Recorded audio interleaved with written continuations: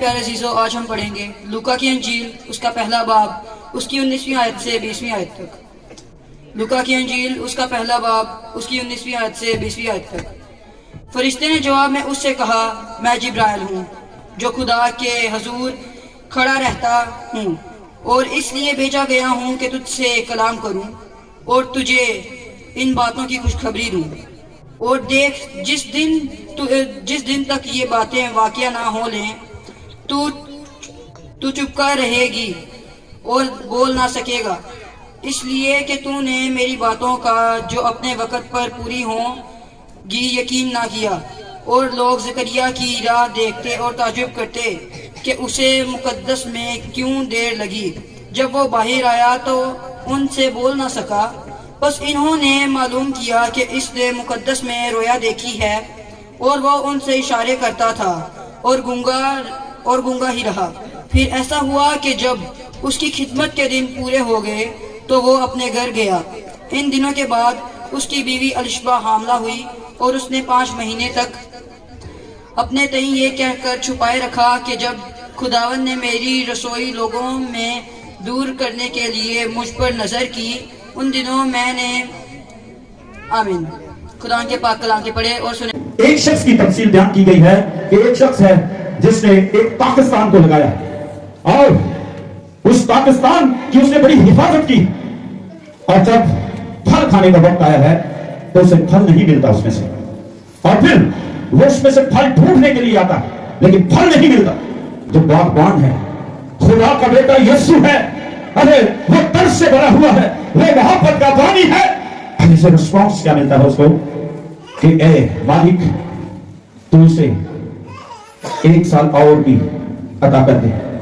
وہ 3 برس سے کنٹینیو 3 سال سے وہ آ رہا ہے پھل ڈھونڈنے کے، لیکن اس میں سے پھل نہیں ملا۔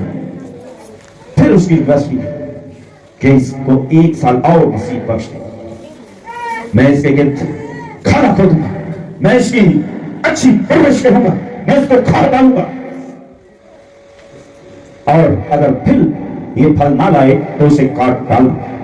اگر ہم نے پچھلے برسوں میں خدا کی محبت کو نہیں جانا، خدا سے دور ہماری زندگی رہی ہے، خدا کے ہم تابع نہیں رہے، اس کی مرضی کے مطابق ہم نے زندگی کو نہیں بسر کیا، دینداری کی ہم نے ریاضت نہیں کی، ہماری لائف ہم نے نہیں گزاری، ہم نے دعا اور روزے کو ترجیح نہیں دی، ہم نے خدا کے کلام کو ترجیح نہیں دی، خدا کے کلام کو نہیں سنا، خدا کے کلام کو نہیں پڑھا، خدا کے کلام کو ہم نے اپنی عملی زندگی میں نہیں اپنایا، تو یہ سال ہمارے لیے ایک بونس ہے۔ خدا نے ہمیں ایک اور زندگی میں سال دے دیا ہے کہ ہم اس سال اس کے قریب آئیں، ہم اپنے آپ کو اس کے تابع کریں، ہم ہولی لائف گزاریں، ہم مقدس زندگی گزاریں، ہم خدا کے ساتھ منسلک ہو جائیں، ہم اس رشتے میں ہم قائم ہو جائیں، اس اقرار کو یاد کریں جو بہت سارے گواہوں کے سامنے ہم نے کیا، اور خدا کے جلال سے منور ہو جائیں۔ باتیں بہت ساری ہیں۔ یسایہ نبی کے صحیفہ کے اندر خدا فرماتا ہے، دیکھ میں ایک نیا کام کروں گا، میں ایک نیا کام کروں گا تیری زندگی، اب وہ ظہور پذیر ہوگا، اب وہ ظہور پذیر ہوگا۔ خدا فرماتا ہے اگر تم نے اس دینداری کی ریاضت نہیں کی تو خدا اس 2024 کے سال میں تیری زندگی میں ایک نیا کام کرنے کو ہے۔ اگر تو نا امید ہو چکا ہے، ہو چکی ہے، اگر تیرا بزنس گر گیا ہے، لفظ ہو گیا ہے، وہ لاس میں ہے، تو خدا اس 2024 کے اندر اس بزنس کو پھر سے بحال کرنے کو ہے۔ لیکن تجھے اس بات کو جاننا ہوگا کہ جو تُو نے بہت سارے گواہوں کے سامنے اقرار کیا ہے اس میں قائم ہو جا، اور پھر سے اس کے ساتھ اپنا رشتہ بحال کر۔ خدا تیرا پھر تیرے ساتھ ساتھ تیری رہنمائی کرے گا، تیرے آنکھیں چلے گا۔ وہی خدا جو موسیٰ کے ساتھ جو بنی اسرائیل کی رہنمائی کرتا تھا، وہ خدا آج بھی زندہ ہے اور تیری رہنمائی کرے گا، تجھے بحال کرے گا۔ اگر تیرے پاس جاب نہیں، اگر تیرے پاس اولاد نہیں، اگر تیرے پاس روپیہ پیسہ نہیں، اگر تیرے پاس ایک اچھا گھر نہیں، اگر تیرے پاس پہننے کے لیے اچھے کپڑے نہیں تو اس امید کے ساتھ اٹھ کھڑا ہو کہ تیرا خدا جس کا نام یہوہ یہی ہے وہ فرماتا ہے میں تیرے لیے ایک نیا کام کروں گا اور ہاتھ وہ ضرور پذیر ہوگا.